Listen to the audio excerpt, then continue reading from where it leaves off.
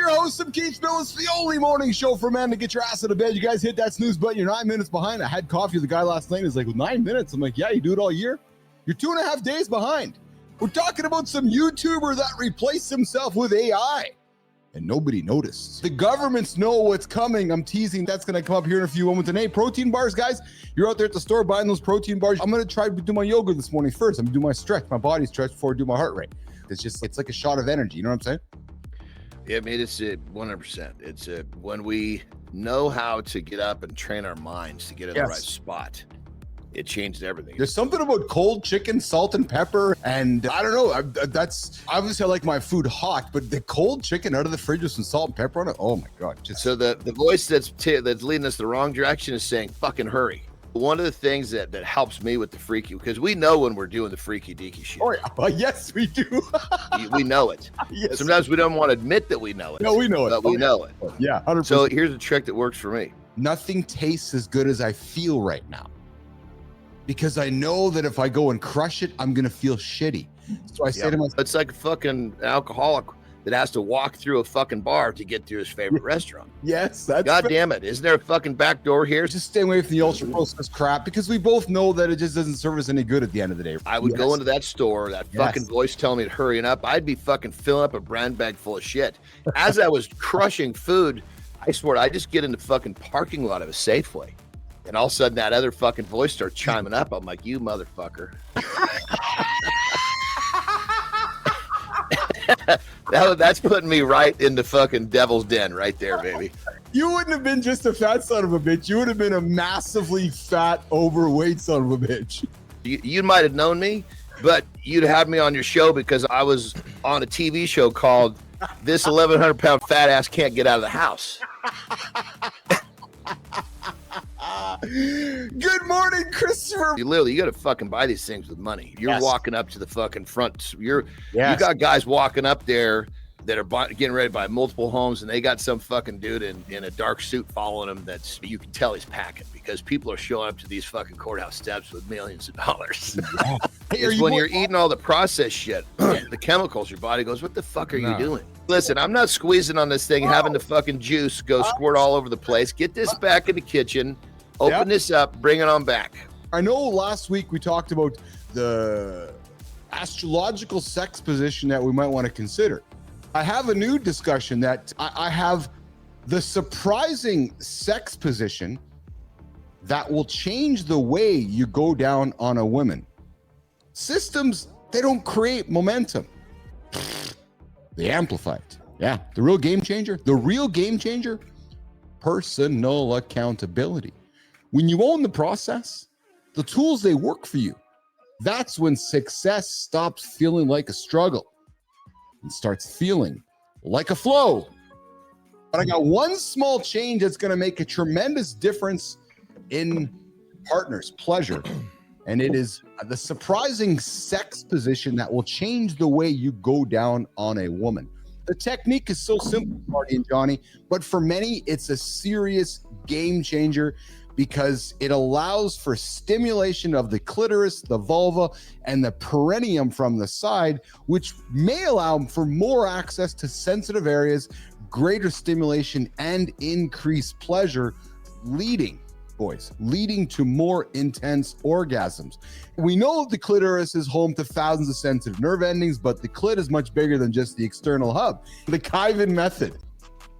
Thanks, man. For everything you bring up, man, it's just, I know I'm the young guy on the show, but damn, I was doing this as a young guy. When it comes down to it, I look at it like this. If you want to get better at something, you give it a little thought. If you get a little thought, you fucking figure out how to turn fucking perpendicular pretty quickly. A strong, well-defined chest is frequently associated with masculinity, power, and athleticism. They want to see that fucking garden hose vein running down the bicep. A female wants to choose her male so that she knows that she's going to be able to survive, because that male is going to be able to help her survive. Healthy caloric surplus, lean protein, complex carbs, fruits, veggies, whole grains, and you got to drink water. I just told a story about breaking my dick yesterday. It's like he brings that look through her to me. It's fucking nuts, dude. I don't even know. I couldn't make the look. And it's There's so much in the face that gets this briefly.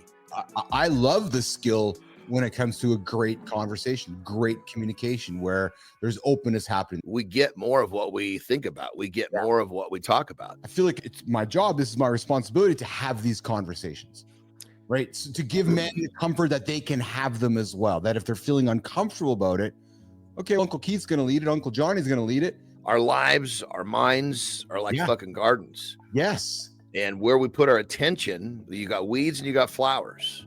And so talking about our shit every day it's like weeding the garden. If you think you can't lose your belly, you need to listen to this. Okay, this is how it works. See, the body will get rid of body fat very similar to how the sun evaporates rain. So it rains, everything gets soaked, right? You can literally, the sun comes out, you can watch the street dry. You got to put the work in. It's going to happen over time. Absolutely. Yeah. So, kind of help everybody understand that once you're making progress, that's like the hardest part. Now, just continue the consistency. Just because you reach the success point doesn't mean you stop working. You got to rethink what you're doing. There you go.